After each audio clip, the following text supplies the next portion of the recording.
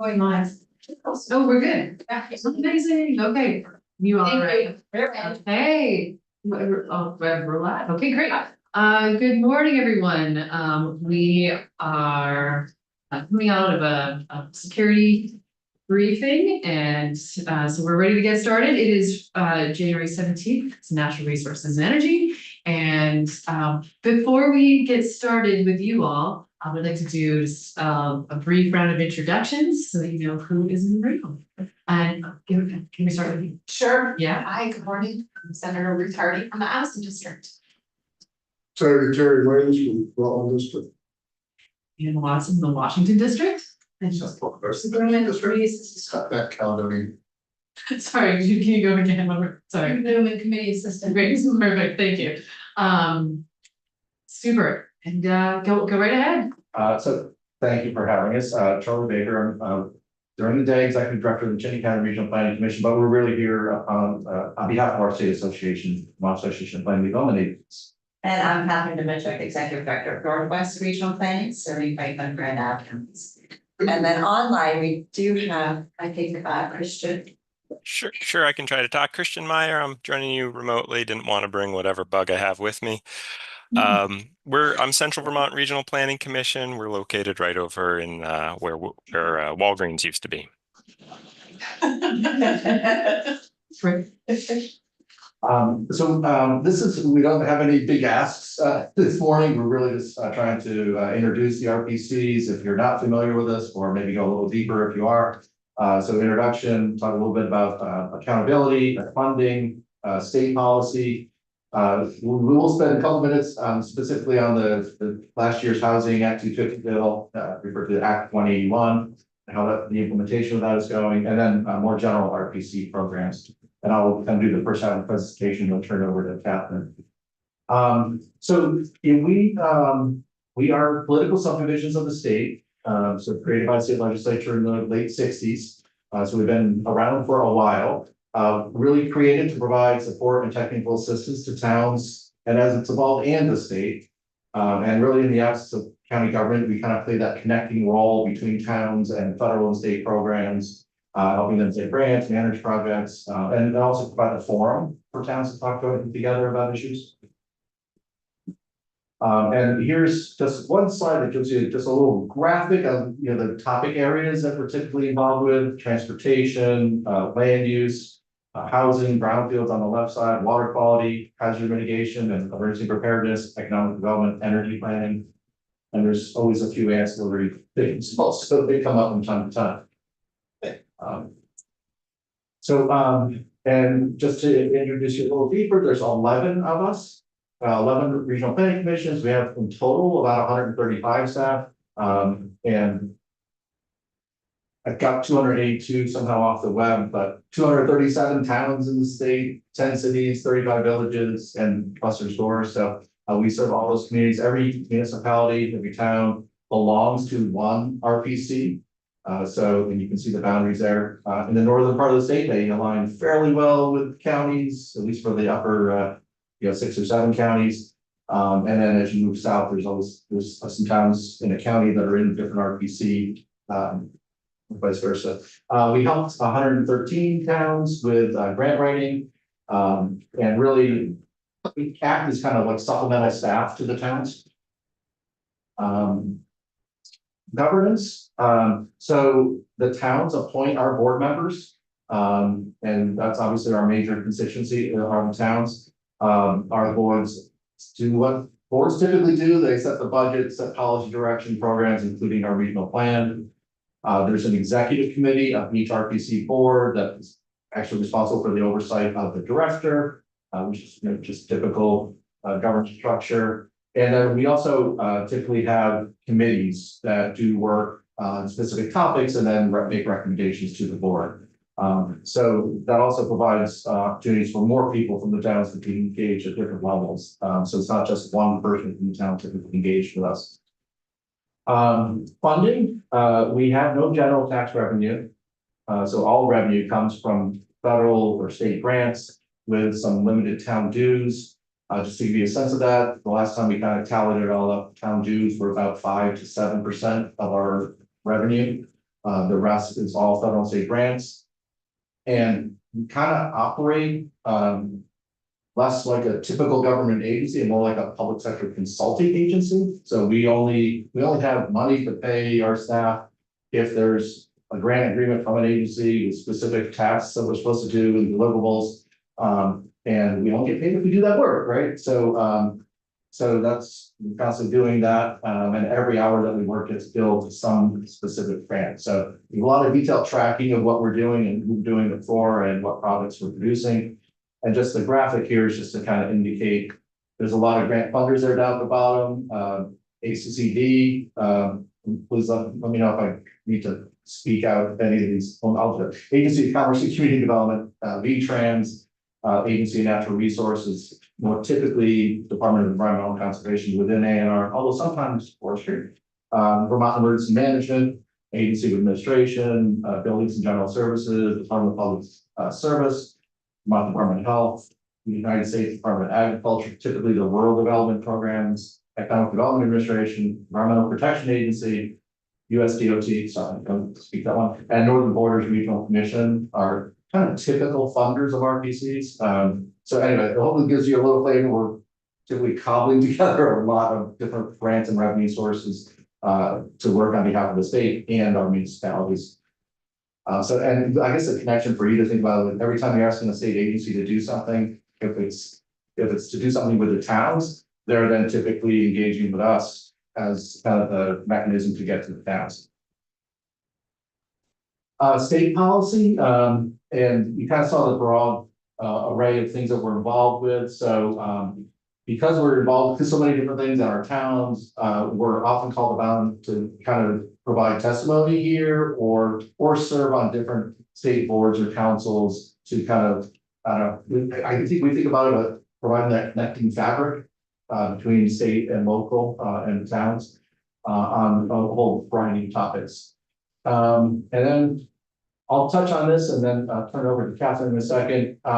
So last year's, for those of you, most of you new to this committee, Catherine and I in particular spent a lot of time in this committee room near the end of the session, hopefully helping the committee get to some closure on the bill that passed last year. And we're not expecting to spend as much time here in this session, please.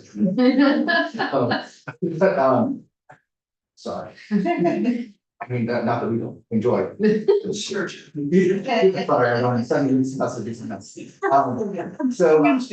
but in terms of implementation, so that law went into effect pretty immediately last summer. So the interim exemptions went right into effect. If you go to this presentation online, you can actually click on these links and see the exemptions, see the map of the exemptions that are the interim exemptions. We were required by Act 181 to provide guidance on the future land use areas that are now going to be consistent across RPCs. We finished that work in December. And we've also been working with, I guess I should change this from the NRB to the LRB now, but with the Land Use Review Board and the Department of Housing and Community Development on trainings for, and we did VLCT, we're at the Development Conference, the Housing Conference. So we've been in front of some groups trying to explain this, and we're all doing that work now with our municipalities, with our towns. Individual RPCs are now meeting with their towns and really working to implement this and align town, regional, and state plans and permitting. We are on schedule for all 11 regional plans to be updated by the end of 2026, which was the deadline in that statute, in that bill. And down the bottom here, you see a rough schedule, you know, kind of the seasons when the different RPCs are kind of expecting to be done with their regional plans.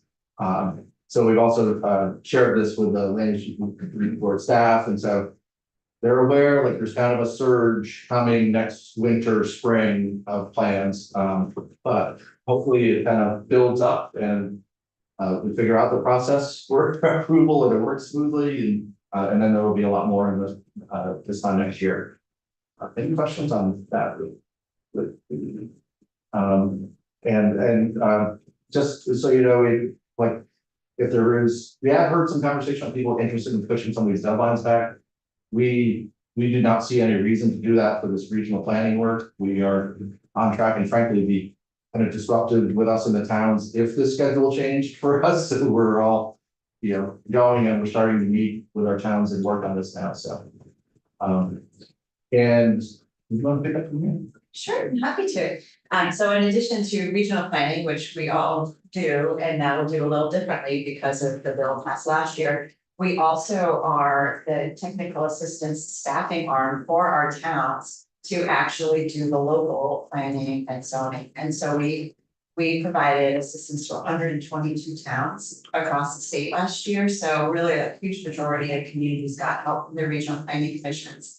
And one of the things that we do is most recently is really working with towns to make sure that housing can go through smoothly in the places that they want to see growth and development and removing any local barriers that might exist. If you look at a snapshot of the state as a whole, almost all municipalities have municipal plans.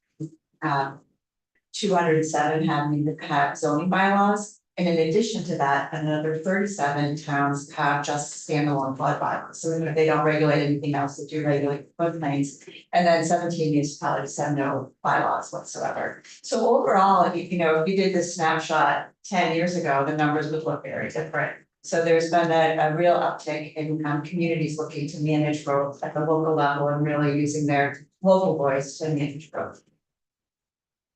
So in addition to that, we also provide assistance with housing. We provided 94 towns with assistance specifically to increase housing opportunities in their communities. We do that through helping grant applications, helping with infrastructure development, and also doing some projects like is highlighted here in Rutland, who produced a housing resource guide, which took resources from 15 organizations and 50 different programs and put it together into an easy to access guide so housing developers can have an easier way to navigate those programs. And we have, this isn't an official ballot position, but these are ideas that some folks have suggested that we wanted to put before you. Some additional policy changes that could be considered for housing. The first is really to increase the amount of financing and also the flexibility of that financing to towns to develop infrastructure, water sewer infrastructure particularly. The second is to really take a strong look at the risk of appeals, not just the Act 50, but the local level appeals, and especially in these areas, the growth areas that we're going to be mapping, where everyone agrees we want to see housing. Let's make that path a little faster and more secure for those housing projects. And then finally, we think there's a real opportunity to take a look at other state permits beyond Act 250, such as Department of Environmental Conservation, states for preservation, to really make sure that those programs are efficiently protecting the resources we want to protect at the same time, allowing the housing and job growth to happen in places that we want to see it. So economic development. So regional planning commissions cooperate really closely with our partners, the regional development corporations in each region. And in some cases, like Northeastern Vermont Development Association and Bennington, it's one organization. We take a somewhat different approach. The regional development corporation or the regional development corporation side of the organization tends to work directly with businesses on their business development growth. Whereas the regional planning commission side tends to do the work to make a community, to do the foundation so a community can support those businesses and allow those businesses to be successful. And there's a great example here that happened in the Northeast Kingdom in the town of Albany, where a Northeastern Vermont Development Association used all the tools available to a municipality by getting a town plan, getting a designated village center, using tax credits, using the EPA Brownfield Assessment Grant that NVDA has, to take a blighted former gas station and turn it into the Albany General Store, the Jenny. And that's a great example of how regional planning commissions stay with the town from beginning of an idea to getting something done. And then brownfields, we'll dive into a little bit more specifically. 55 towns got assistance from brownfields for the regional planning commissions. We fund this through two different ways. Regional planning commissions get direct grants from the Environmental Protection Agency to do site assessments to figure out if there actually is contamination, and if so, what needs to happen to clean it up. And then additionally, we have several RPCs, including Northwest, that have revolving loan funds for cleanup, where we've had about $2 million from EPA, which we're able to funnel to municipalities, nonprofits, and private developers to actually pay for the cleanup. And then additionally, we help the state manage some of the brownfields programs, some of the brownfields dollars that have been appropriated to the Department of Environment, the Department of Economic Development. This is another great example from the Northeast Vermont Development Association, right in St. Johnsbury. They use the EPA assessment and cleanup funds to redevelop a former industrial site that's going to be 35 new units, and it's this really cool partnership with the Northern Forest Center to do a mass timber housing project. So it's going to be really cool. It's going to be a unique demonstration to see how a project like that can move forward. Transportation planning is done directly as a partnership with the Vermont Agency of Transportation, and regional planning commissions serve as the local convener for the Agency of Transportation to make sure that their projects and policies are coordinated with municipalities and support the needs of our towns.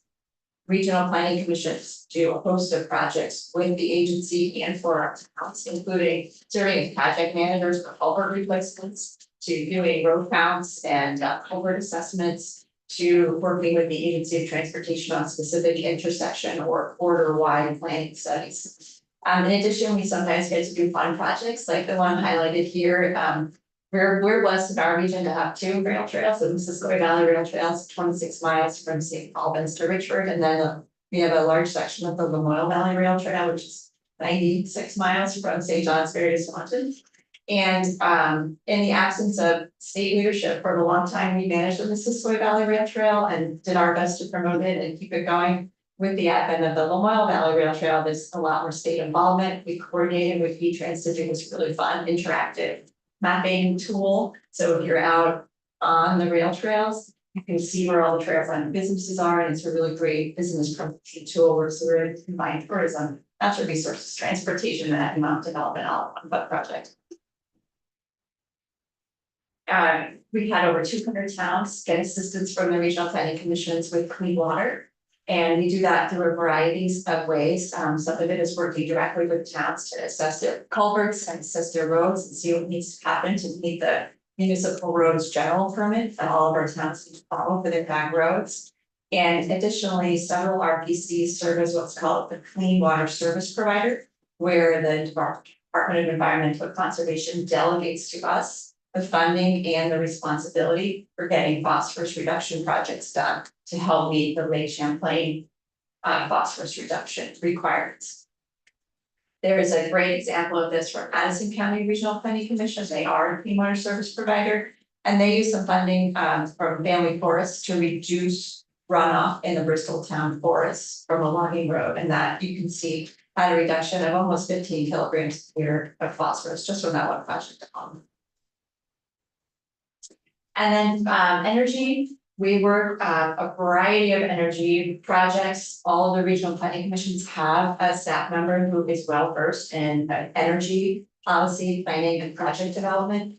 One great project we worked on this year was with the Department of Buildings and General Services, the Municipal Energy Resilience Program that was funded with ARPA dollars. And through that program, we got many grants to 176 municipalities to do small projects within their communities.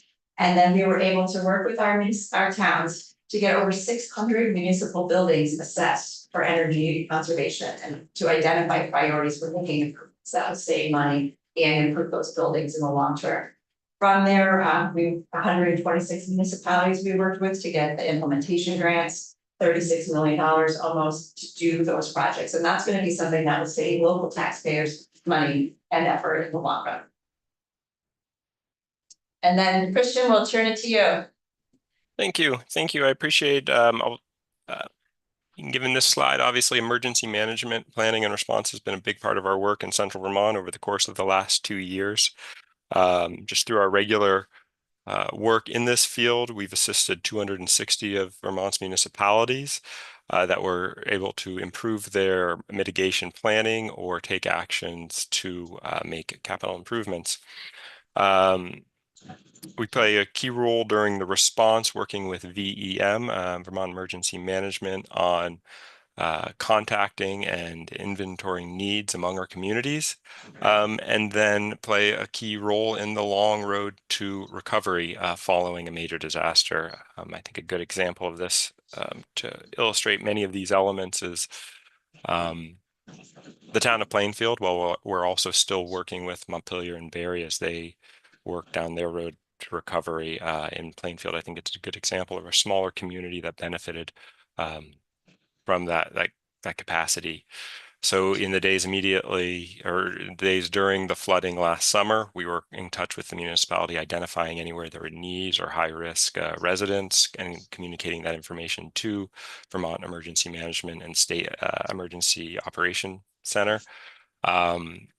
The weekend following, we brought a group out from neighboring municipalities, including members of the Capital Fire Mutual Aid Group and the VEM coordinator, to meet directly with the municipality so they understood what they needed to do as they started rebuilding.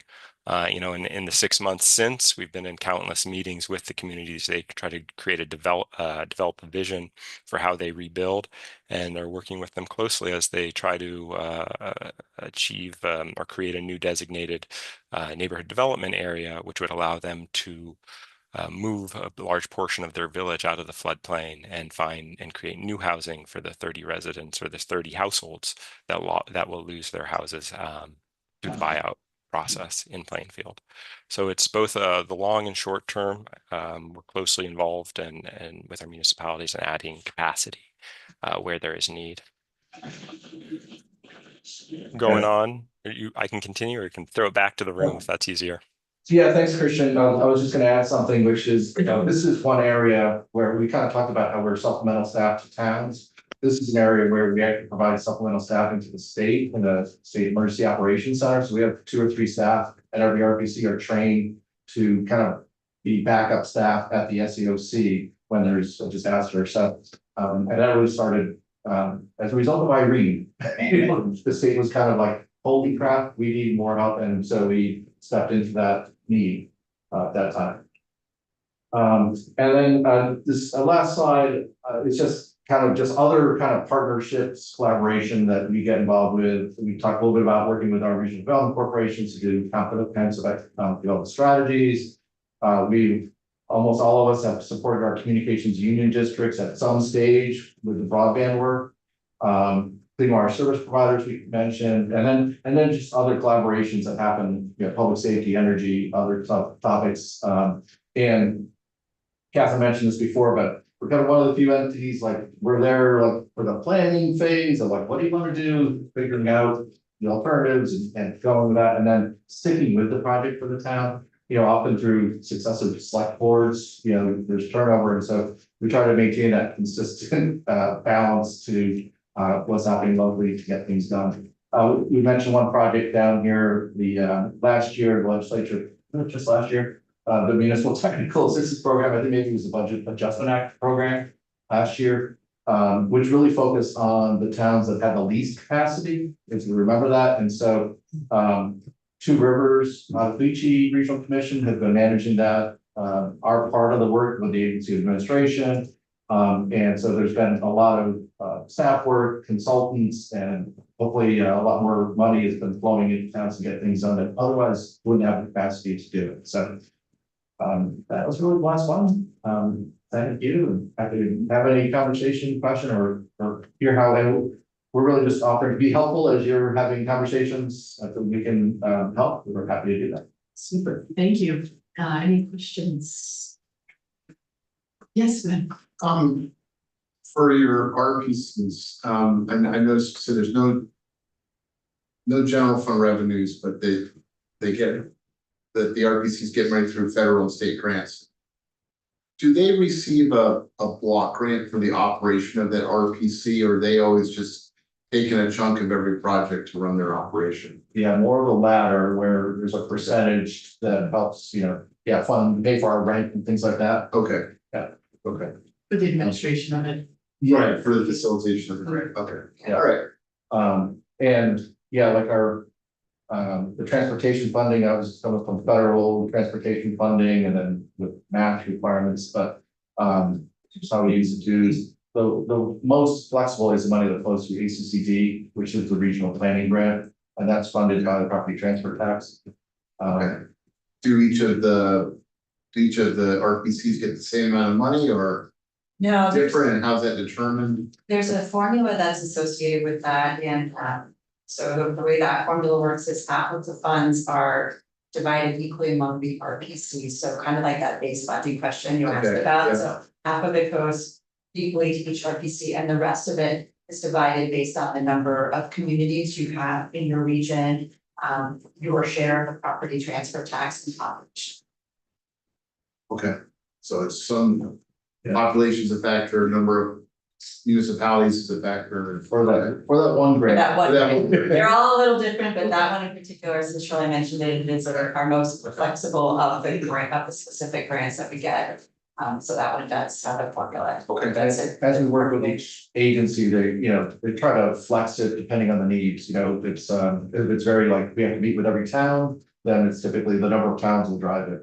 If it's, more project based, it's like, well, how many projects do you have in your region, and it may be project based, other based, so there's, as we work with each agency on how to best deliver, if there's flexing that happens to best address the needs. okay, thank you. When you say, just to follow up on that, when you say your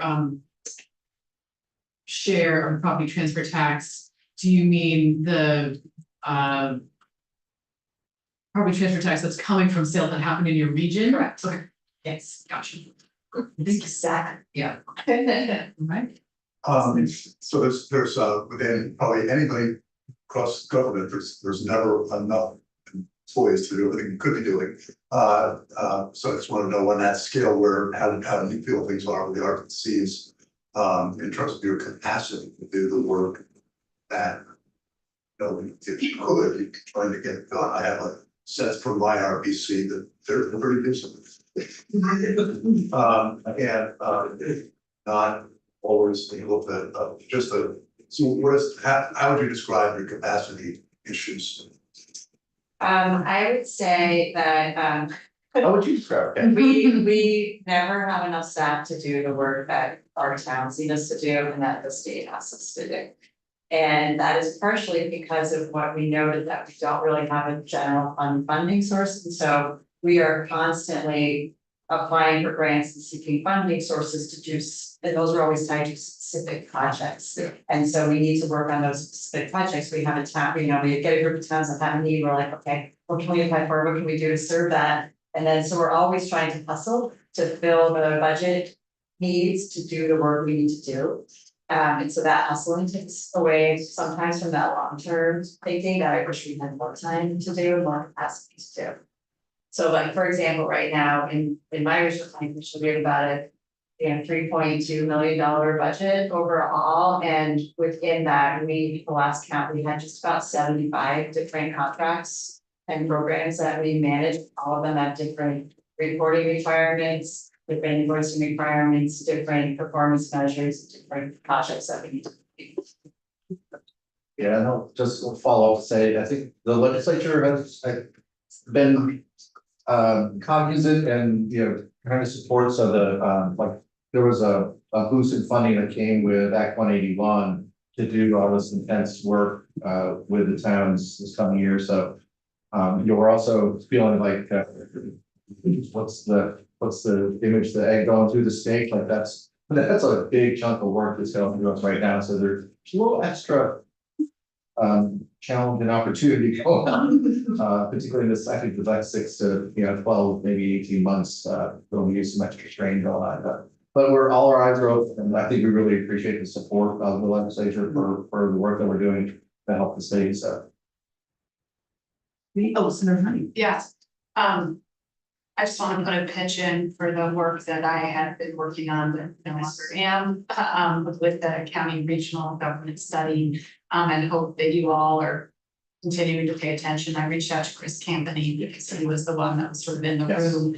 But for those of you who don't know about this, Senator Watson and I were part of GovOps last year that created a county regional government study committee, because Vermont does not have official regional government in the way that other states do, and the RPCs kind of pick up the slack in a lot of ways because our county government has basically no authority or very little.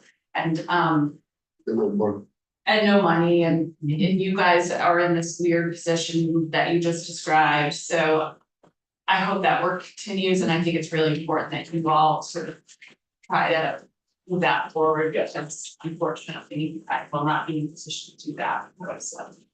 Sorry to hear that, on that point, and Yeah. well, we did have this conversation with Senate GovOps yesterday. Good. I think we felt pretty good about the commitment there to pick that up and keep that moving. Good. And yeah, Chris will stay involved as he has, and yeah, we're currently, there's lots of opportunities to improve the governance structure in Vermont, and yeah, we're looking at what level of government has responsibility to do what and how it can work. Make it more effective and Yeah. efficient and equitable. Yeah. And also, I mean, we're talking about capacity issues. Many of our small towns have extreme capacity issues and are not able to provide the services that they need to. We feel that every day. Yes, we really do. Yeah.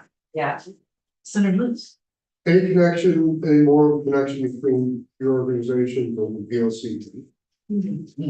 Yeah, Yeah, there's definitely things, actually, I think of that last municipal technical assistance program, we can like a direct partnership. So sometimes there's actually times when VLCT's been pulled into grant programs. And otherwise, I think there's a lot of just communication back and forth. Sometimes they're referring a town, depends on what the town asks for help with. They may refer a town to us for help, or we might say, oh, you need more of a legal opinion, or go talk to VLCT.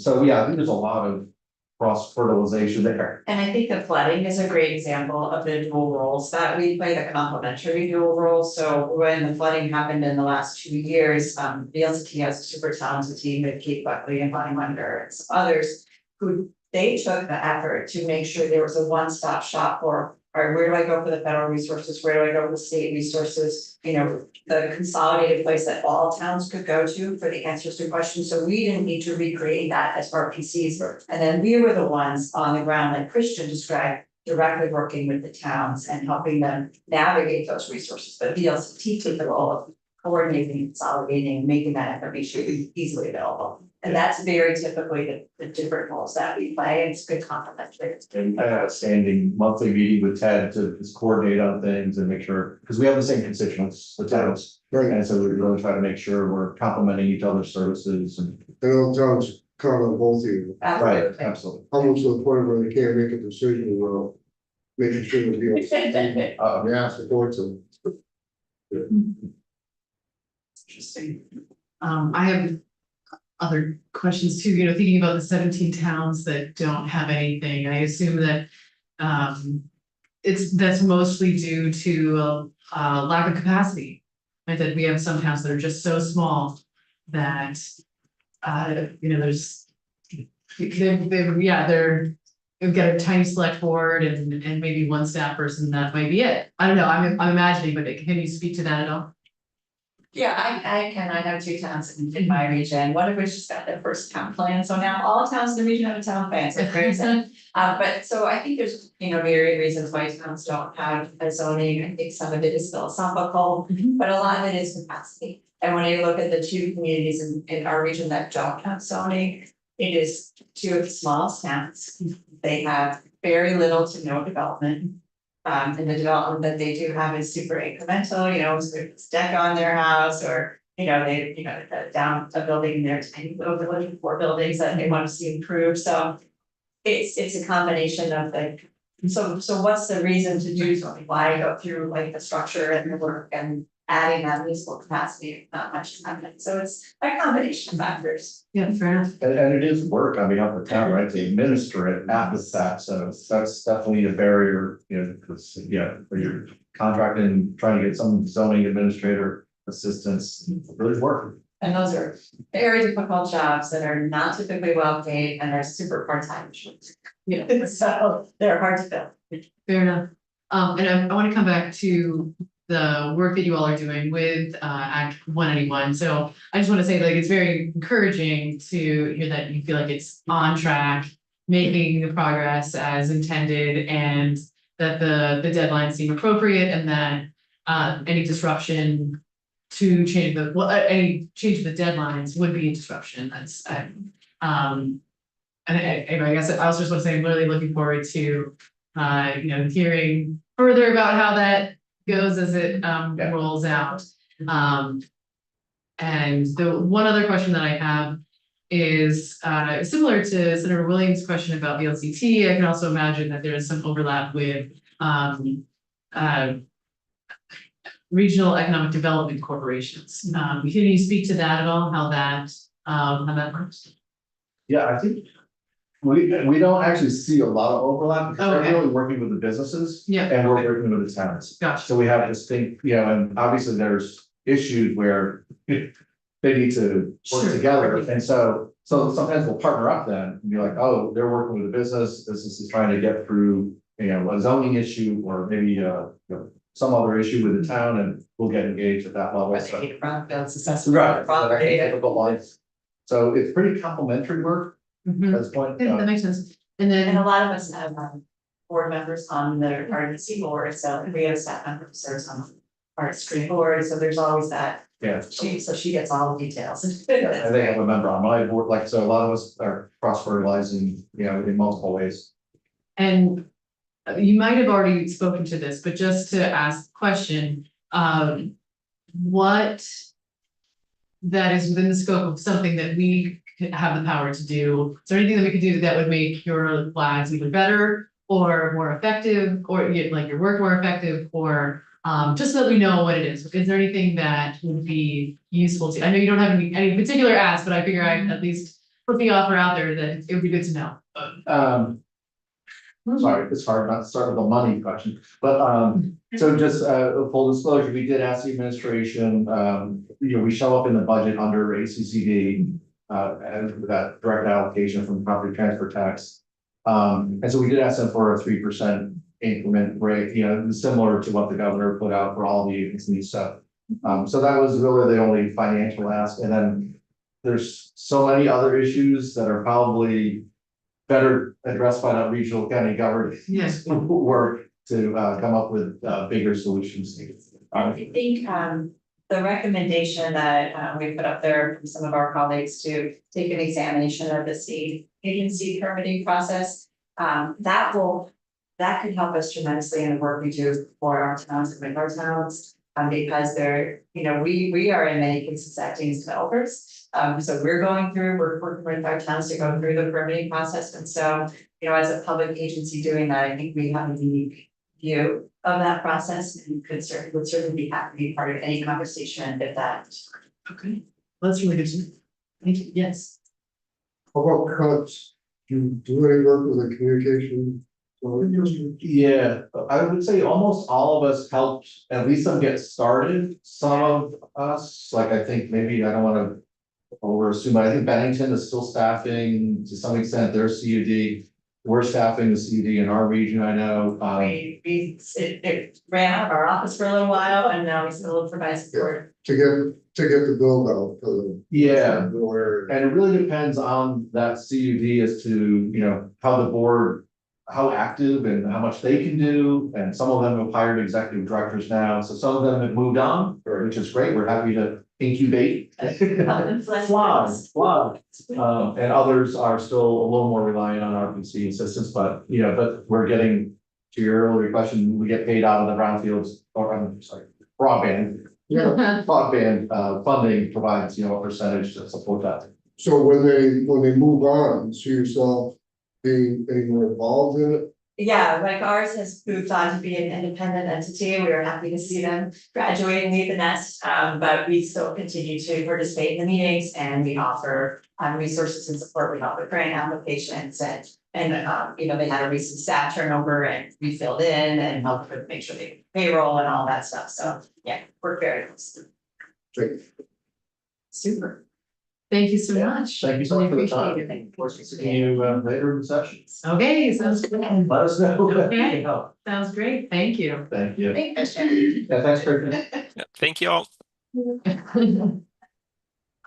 Super. So I don't think we have anything else. We have floor 11:30. I don't think we have any other business that we need to do. There's nothing, no housekeeping stuff. Shall we adjourn?